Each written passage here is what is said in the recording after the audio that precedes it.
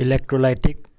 या ইলেক্ট্ৰোলাইসিস দুটাও ক'ব পাৰে আৰু আমি আজি ইলেক্ট্ৰোলাইসিস সহায়ত আমি ৰাছ ৰিমুভ কৰিম এইটো আইৰন বাৰ আৰু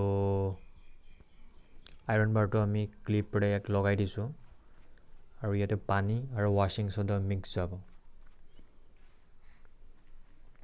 সো এইটো ওয়াশিং সোডা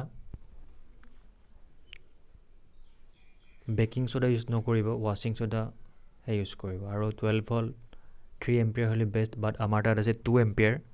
চাও কাম কৰে নকৰে 2 एम्पियर চাগে কাম কৰিব লাগে সো পিছত গম পাম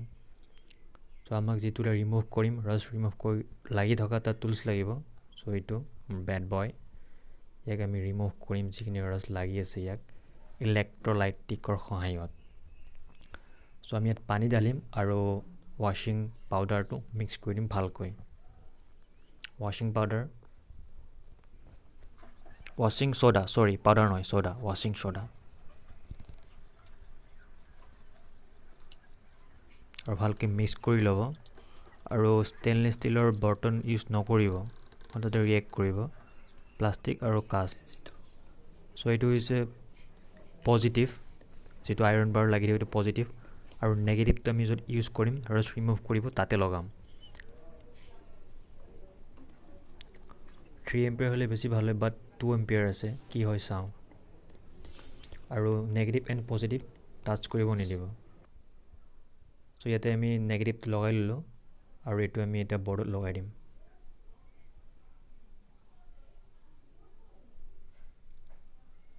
সো আমাৰ ৰাছ লাগি থকা টুলস সোমাই দিলো আৰু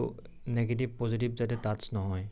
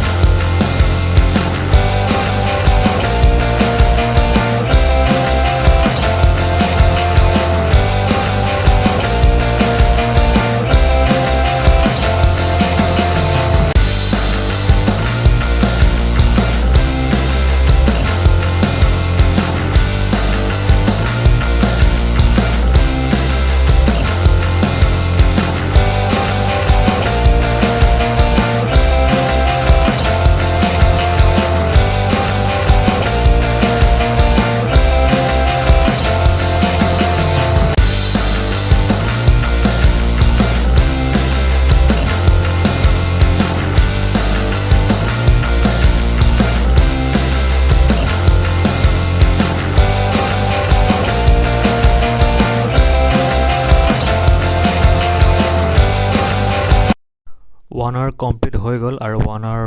পিছত আমি ইয়াক আমি সাম আৰু এডাপ্টাৰটো অফ কৰি লওঁ অফ কৰিলো এতিয়া আমি উঠাই চাম এটো পানীখিনি গুটে লেতেৰা হৈ গৈছে বহুতে ৰাস্ট আৰু পজিটিভ টাৰ্মিনালটো আমি লগাই দিছো সাইডত আৰু নেগেটিভটো আমি দাঙি চাম যেটো টুলস লাগি আছে অলমোস্ট সাফা হৈছে আৰু সগে অলপ পৰ ৰাখিলে আৰু সাফা হ'ল হয় আৰু 3 एम्पियर লাগিছিলে সো 2 एम्पियर 1 आवर এটো ৰিজাল্ট বেয়া হোৱা নাই অলমোস্ট সাফাই কৰিছে আৰু অলপ ৰাখিলে সগে ভাল হ'ল হয় আৰু 3 एम्पियर হলে আৰু ভাল হ'ল হয় আৰু পজিটিভ টাৰ্মিনাল পজিটিভ একো হোৱা নাই সো পানীখিনি লেতেৰা হৈ গৈছে আৰু আফটাৰ এণ্ড বিফৰ দি দিম আপোনালোকে চাব পাৰে